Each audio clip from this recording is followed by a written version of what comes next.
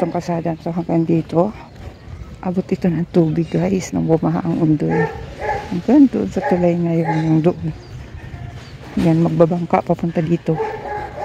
Pag tumawid ka, papunta doon sa kabila. Ayan, dati may pinapasukan kami ditong factory. Tapos dito naman tagos-tagos sa ibang ano. Dito tayo.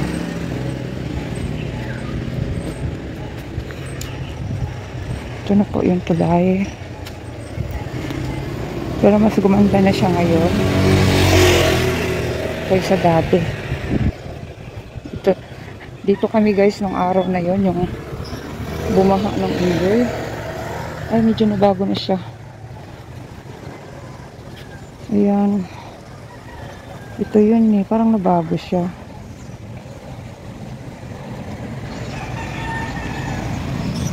Kung makikita dati, kung maalala ko dati, no?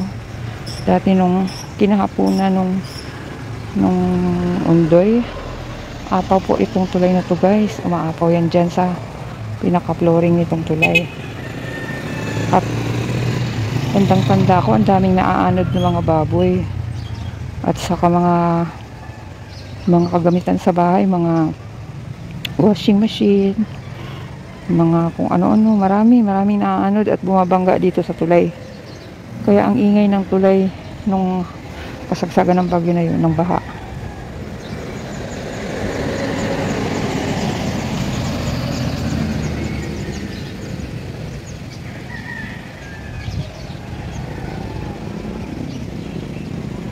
Grabe, parang ang laki na mga bago, ang daming punong kahoy.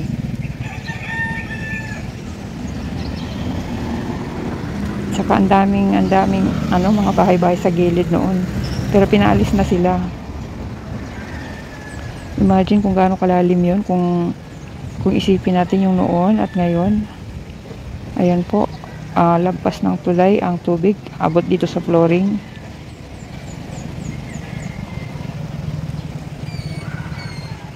Tas ang taas nito.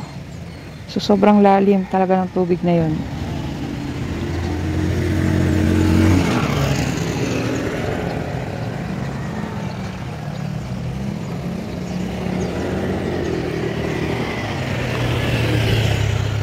Ate, ito ba yung tulay ng Maseda? Nabago na kasi tingnan eh. Wala na yung mga bahay dati dyan, ano? Layo na naitura sa ngayon at dati. Tingnan nyo guys, oh. Siguro yan yung galing sa mga bahay-bahay na tubig. Yung malaking ano na yan, abusan. Punong-puno po ng bahay yan, magkabilang gilid dati.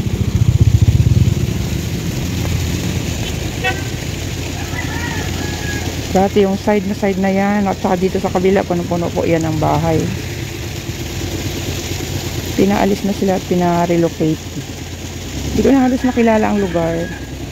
At dito wala yan dati yung tawag yan, yung wall na yan. Kaya yung mga bahay dyan sa gilid, hanggang bubong nila ang tubig. Talagang nakikita ko noon. Kaya ang laki ng pagbabago. Yung noon at ngayon. At kaya bumubula. Nagbubula oh. May isda kaya dyan?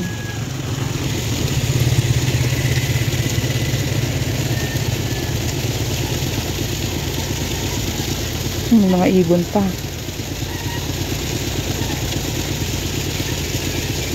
Ayun ang ibon oh. Siguro dumadagit ng isda yan. Pabalik-balik siya. Siguro may nakikita. Ayun nga, may nakikita. May nadadagit siya. Kumaali-aligid siya. Tapos, pag nakita niya na may grupo ng isda na pumapaibabaw, ayun, dinadali niya na.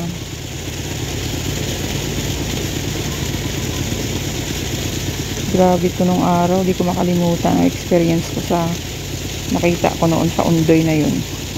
Talagang sakop na sakop lahat ng tubig ito.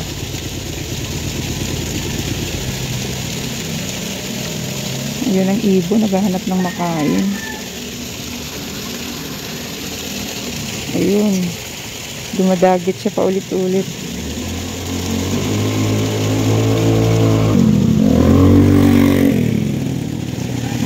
nakakatuwa yung ibon.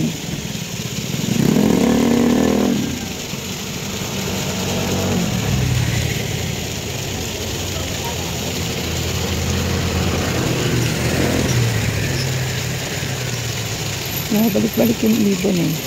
Mga pa itaas, mga pa ibaba. Ayun.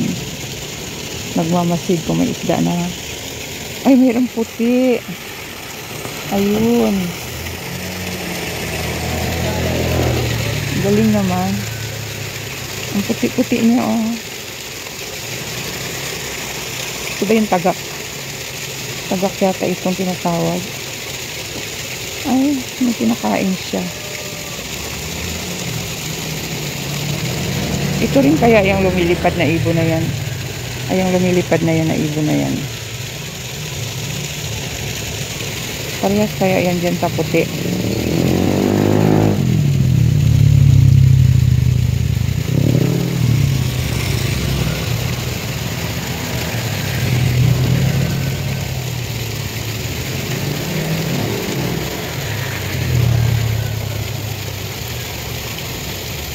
Yan, may kinakain siya.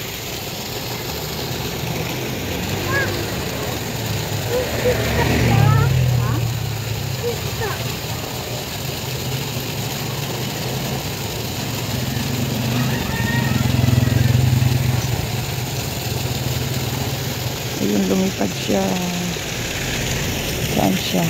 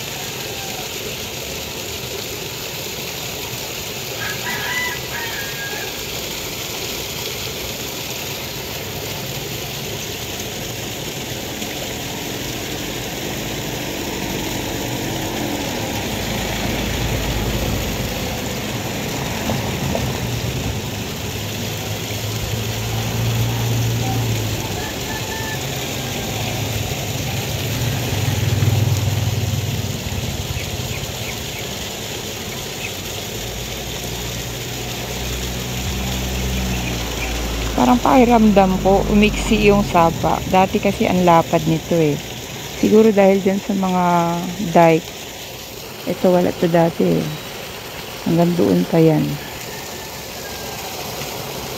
Ayun, makapal yung dike eh.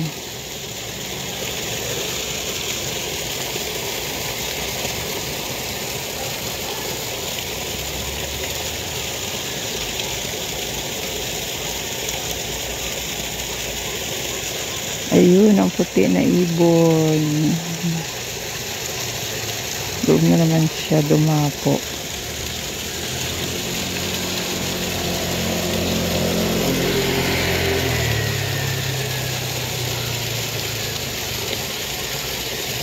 Nangunguha ng pagkain.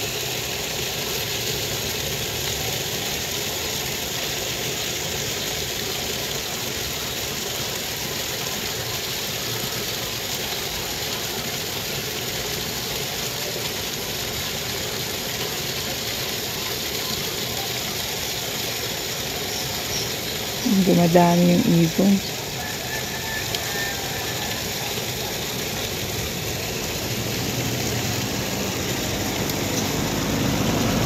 Naalala ko guys, dati naglakad kami nung kasagsagan ng baha. Ito may mga tubig na yung tulay na yan hanggang doon sa tawid. Tapos nakakita ko ng cellphone na nakabalot sa plastic, nakalutang-lutang.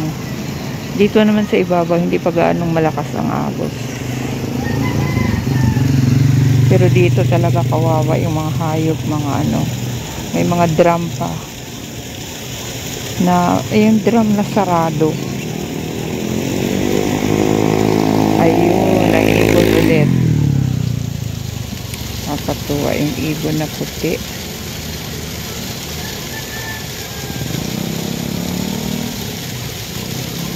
Ayun.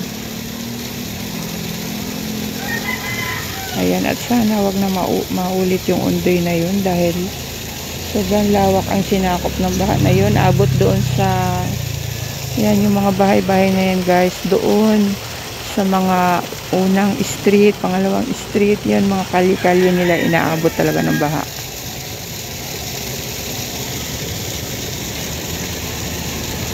Ayun ang ibon, paulit-ulit siya, dadapo tapos lilipad ulit.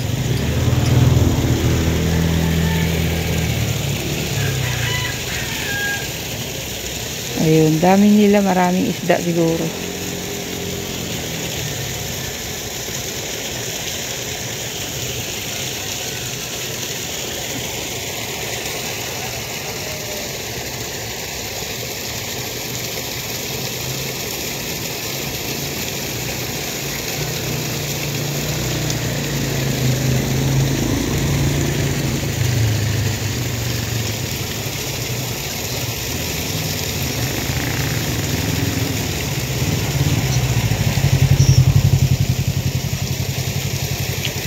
So, ayan guys, hanggang dito na lang at tayo ay pupunta na sa palengke.